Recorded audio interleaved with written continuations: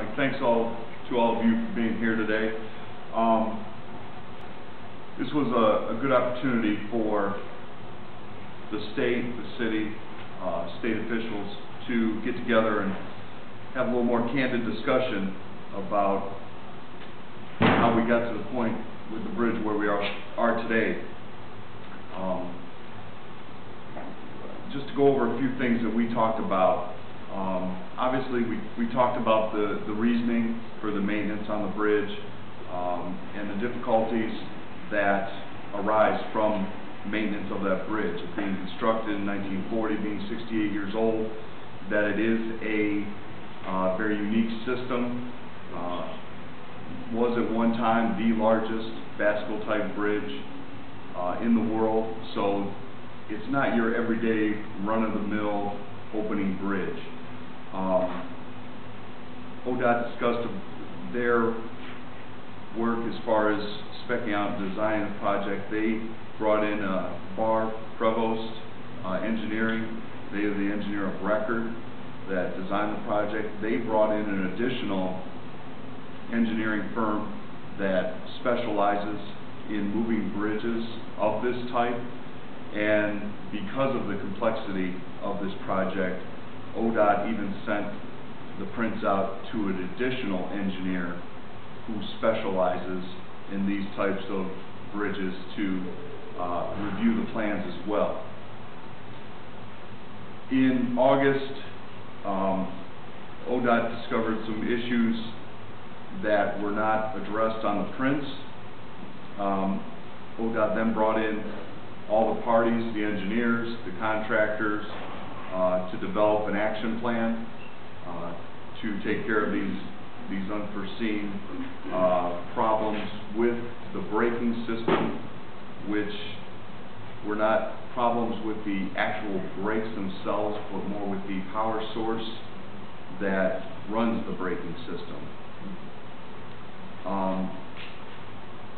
And we talked about upon the completion, ODOT will conduct an investigation to determine if these issues that have caused the delay were foreseeable. They'll take the appropriate action if determined, and they'll get advice from their legal counsel as to what steps they're to take. But their focus is on getting the bridge complete so that it operates reliably and safely.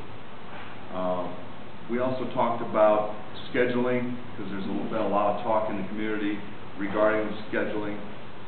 Some of it was scheduled for the summer due to weather-sensitive issues on the exterior, like paint and some of the other exterior repairs. And part of their scheduling was to also try to avoid disruption to bus traffic.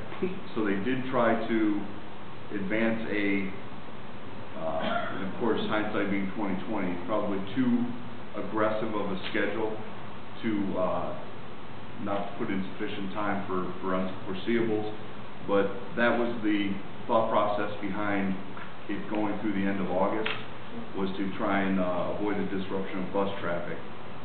It was also brought up, why didn't we shut the bridge in the winter when you don't necessarily have boat traffic going down the river? And it seems like a pretty common sense issue, but there are other factors at play there. The fact is that bridge still and must be open or have the availability to be open in the winter for seaway traffic. There's actually federal guidelines on it. It's part 117.850. It's specific to the Erie Avenue Bridge that requires, even in the winter, that if Coast Guard advises them within 12 hours, they must open that bridge. So to leave it in a down position risk fines from the feds regarding the availability of that seaway traffic. From the business, we also talked about from the business perspective, there's still discussions going with the Governor's Office, Department of Development, ourselves, Senator Sue Morano, on programs available through the state that could possibly help these businesses that are still there.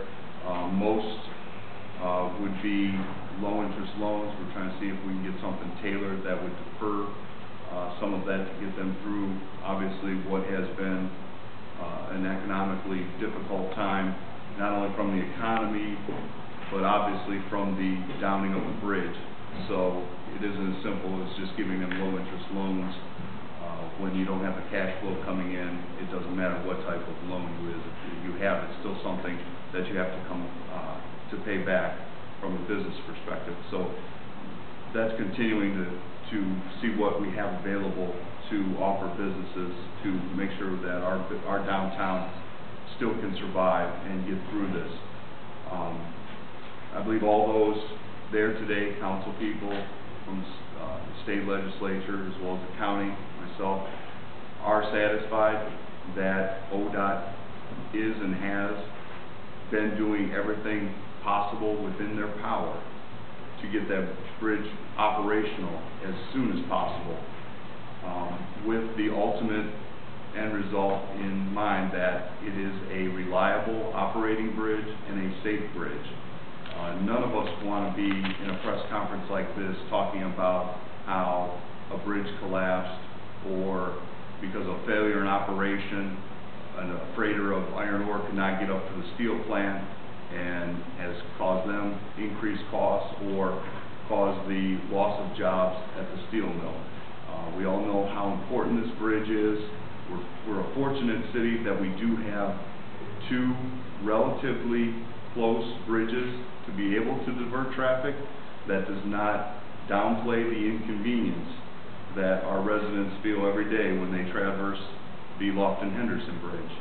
And it does not downplay the impact it's had on businesses that rely on traffic on Route 6 coming by their business or in close proximity to the business.